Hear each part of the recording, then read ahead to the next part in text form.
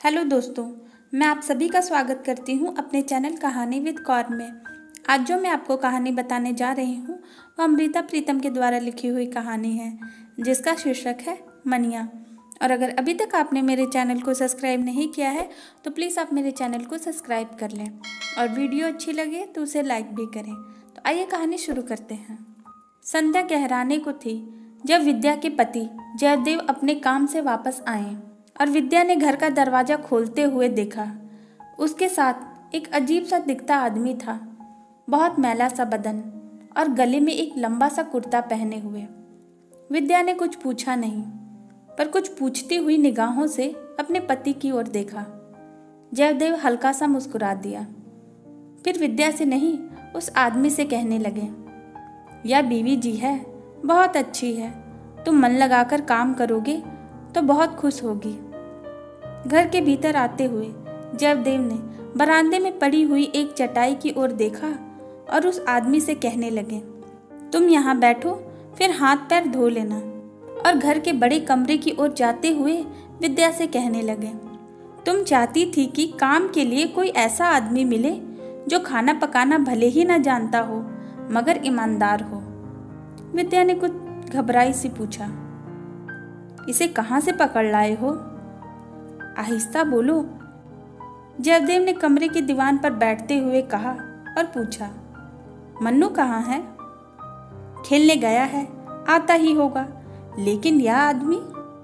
विद्या कह रही थी जब जयदेव कहने लगे, मन्नू से एक बात करनी है।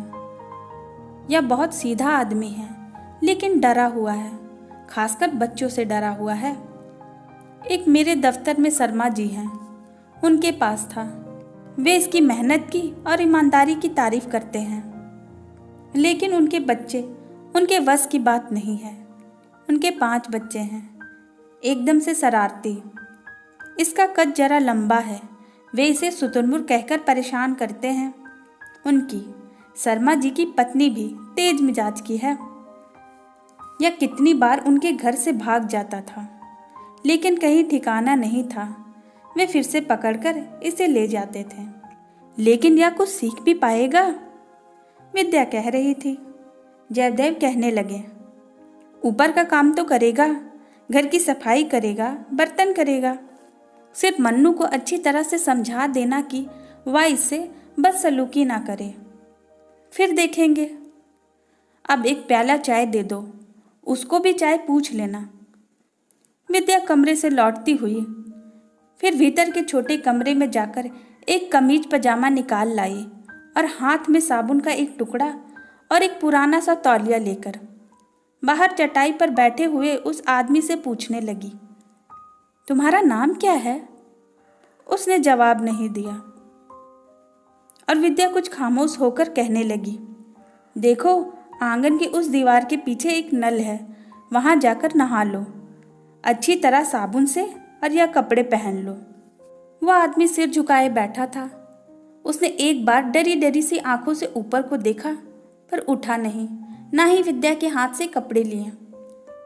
इतने में जयदेव उठकर आए और बोले, मनिया उठो, बीवी जी जो कह रही है, या कपड़े ले लो और वहां जाकर नहा लो। पास में विद्या मुस्कुरा दी, तुम्हारा नाम तो बहुत अच्छा है, मनिया।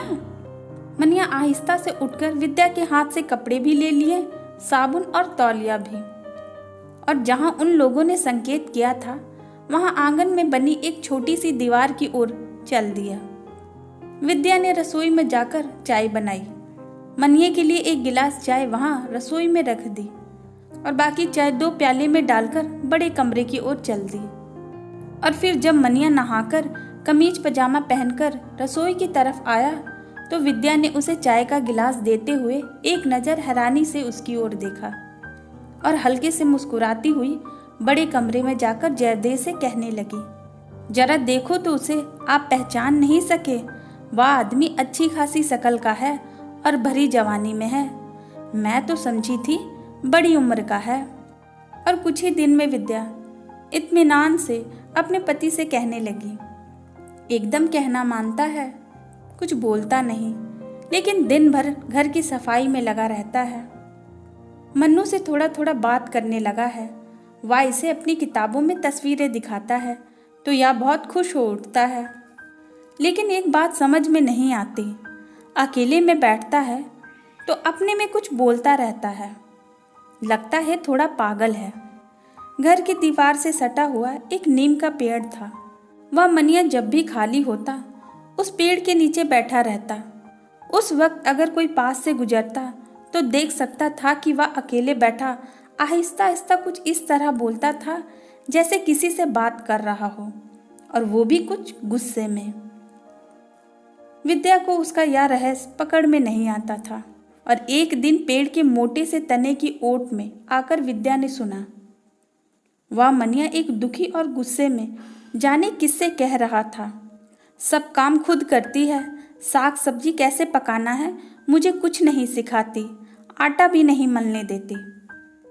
विद्या से रहा नहीं गया। वह जोर से हंस दी और पेड़ की ओर से बाहर आकर कहने लगी, मनिया तू खाना पकाना सीखेगा, आओ मेरे साथ। तूने मुझसे क्यों नहीं कहा, और यह मेरी शिकायत किससे कर रहा था? मनिया शर्मिंदा सा नींद से झड़ती हुई पत्तियां बुहारने लगा। मनिया अब साग सब्जी भी काटने पकाने लगा था और बाजार से खरीद कर भी लाने लगा था। एक दिन बाजार से भिंडी लानी थी। मनिया बाजार गया तो करीब 1 घंटे लौटा नहीं। आया तो उसके हाथ में थैले में बहुत छोटी छोटी और ताजी भिंडी थी, लेकिन उसकी सांस ऐसे फूल रही थी जैसे कहीं से भागता हुआ आया हो। आते ही कहने लगा, देखो जी कितनी अच्छी भिंडी लाया हूँ, पास वाले बाजार से नहीं उस दूसरे बड़े वाले बाजार से लाया हूँ। विद्या ने भिंडी को धोकर छन्नी में डाल दिया पानी सुखाने के लिए और कहने लगी, भिंडी तो बढ़िया है, इस बाजार में नहीं थी। मनिया कहने लगा, इस बाजार में जहाँ आप लोग सब्जी लेते हैं वह आदमी बहुत बुरा है। उसके पास पकी और सड़ी हुई भिंडी थी। वह कहता था मैं वहीं से ले जाऊं, और साथ में मुझे जहर भी देता था। जहर? विद्या चौंक गई और मनिया की ओर ऐसे देखने लगी जैसे वह आज बिल्कुल पागल हो गया हो। पूछा, वह तुम्हें जहर क्यों देने लगा? मनिया जल्दी से बोल उठा, इसलिए कि मैं उसकी सड़ी हुई भिंडी खरीद लूं। कहता था मैं जो सब्जी देता हूँ तुम चुपचाप ले लिया करो, मैं तुम्हें रोज के 20 पैसे दूंगा। इस तरह के पैसे जहर के होते हैं। विद्या मनिया की ओर देखती रह गई, फिर हल्के से मुस्कुराकर पूछने लगी, तुम्हें किसने बताया था कि इस तरह के पैसे जहर होते हैं? मनिया आज बहुत खुश था, बताने लगा, माँ ने कहा था। जब मैं छोटा था किसी ने मुझे किसी दूसरे के बाग से आम तोड़कर लाने को कहा था और मैं तोड़ लाया था। उस आदमी ने मुझे 50 पैसे दिए थे, और जब मैंने माँ को दिए तो कहने लगी, यह जहर तो नहीं खाएगा, जाओ उस आदमी के पैसे उसी को दे आओ, और फिर से किसी के कहने पर तो चोरी नहीं करेगा। विद्या चुपचाप उसकी ओर देखती रह गई। उस दिन उसने मनिया से पूछा, अब तुम्हारी माँ कहाँ है? तुम उसे गांव में छोड़कर शहर में क्यों आए हो? माँ के नाम से वे बहुत देर तक चुप रहा, फिर कहने लगा, माँ नहीं है, मर गई। मेरे गांव में कोई नहीं है। दिन गुजरते गए और विद्या को लगने लगा जैसे मनिया को अब इस घर से मोह हो आया हो, खासकर मन्नू से, जो उसके पास बैठकर कई बार कहानियां सुनता है। और एक दिन जब मन्नू ने किसी बात की जिद में आकर रोटी नहीं खाई थी तो विद्या ने देखा कि मनिया ने भी रोटी नहीं खाई थी। एक शाम विद्या ने अपनी अलमारी खोलकर हरे रंग का एक सूट निकाला जो उसे कल सुबह कहीं जाने के लिए पहनना था।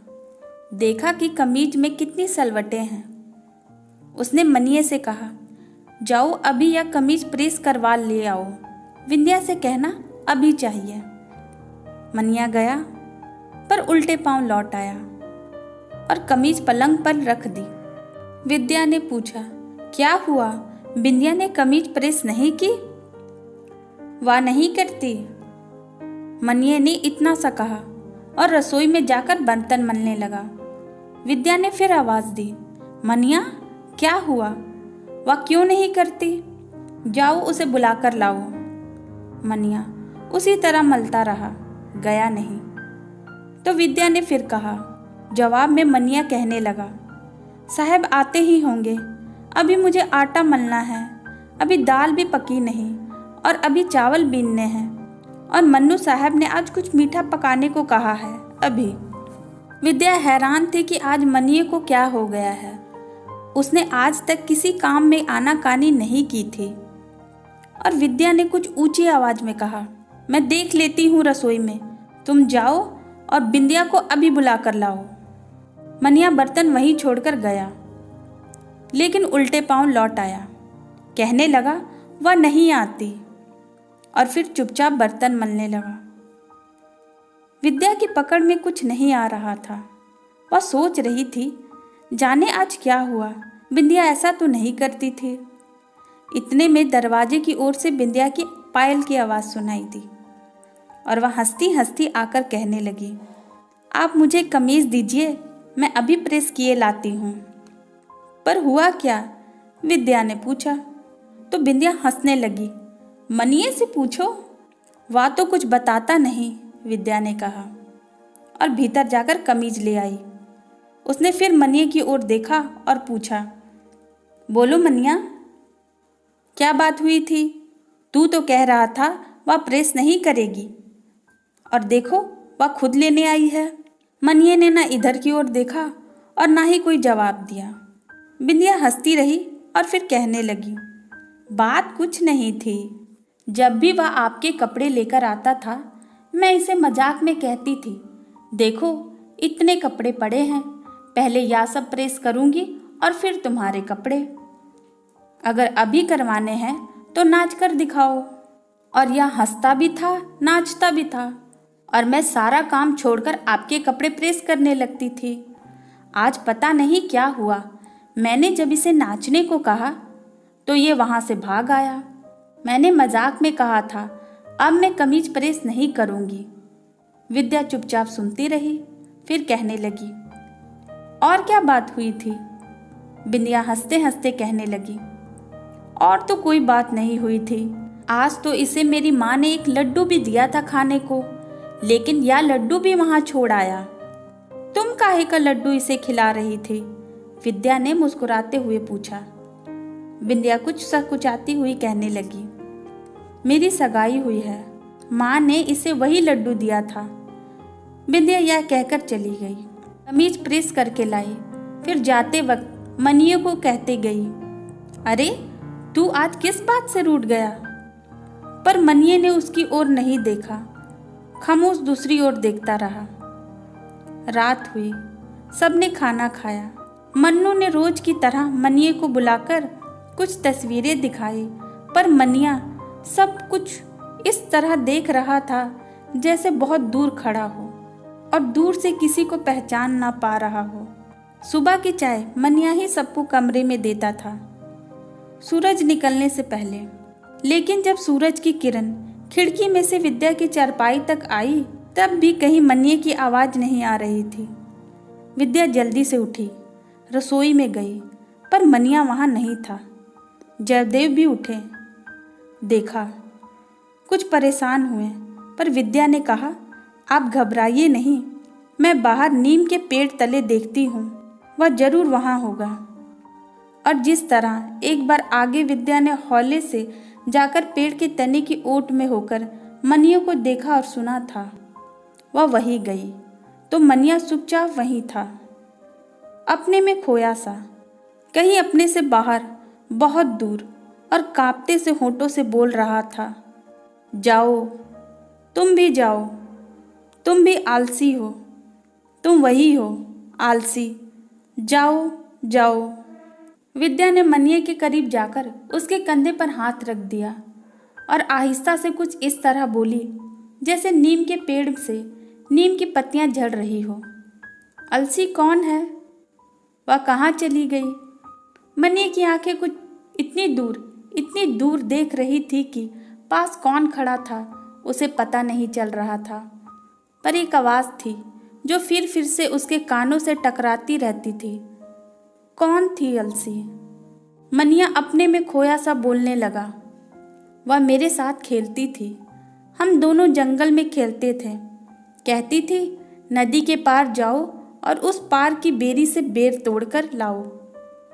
मैं नदी में तैर जाता था और दूसरे किनारे पर से बेर लाता था। वह कहाँ चली गई? विद्या की आवाज़ हवा के झोंकों की तरह उसके कानों में पड़ी तो वह कहने लगा, अलसी का ब्याह हो गया है। वह चली गई। विद्या ने मनिया के कंधे को झंझोड़कर कहा, चलो उठो। मनिया ने एक बार विद्या की ओर देखा पर कहा कुछ नहीं। उसी तरह फिर खला में देखने लगा। विद्या ने फिर एक बार पूछा, अलसी ने जाते समय तुम्हें कुछ नहीं कहा था? मनिया अपने बदन पर झड़ती नीम की पत्तियों को मुट्ठी में भरता हुआ कहने लगा, आई थी ब्याह के लड्डू देने के लिए। और मनिया मुट्ठी खोलकर नीम की पत्तियों को जमीन पर बिखेरता कहने लगा, मुझे लड्डू खिलाती है। विद्या ने उसके सिर पर से नीम की पत्तियां झाड़ते हुए कुछ जोर से कहा, अब उठो, चलो चाय बनाने। मनिया एक फरवरदार की तरह उठ खड़ा हुआ और घर में जाकर चाय बनाने लगा। वह छुट्टी का दिन था। विद्या को और जयदेव को आज कहीं जाना था, इसलिए चाय पीकर मन्नू को घर में छोड़कर चले गए। दोपहर ढलने लगी थी जब वे दोनों वापस आए तो घर में मन्नू था पर मनिया नहीं था। मन्नू ने बताया उसने खिलाया था, फिर कहीं चला गया और अभी तक आया नहीं है। जयदेव उसकी तलाश में घर से निकलने लगा तो विद्या ने कहा, वह आपको नहीं मिलेगा। वह आज दूसरी बार अपना गांव छोड़कर चला गया है। जयदेव ने विद्या की ओर देखा, पूछा, पर क्यों? विद्या कुछ देर खामोश रही, फिर कहने लगी, अब एक और अलसी का ब्याह होने वाला है। बस इतनी सी थी कहानी। धन्यवाद।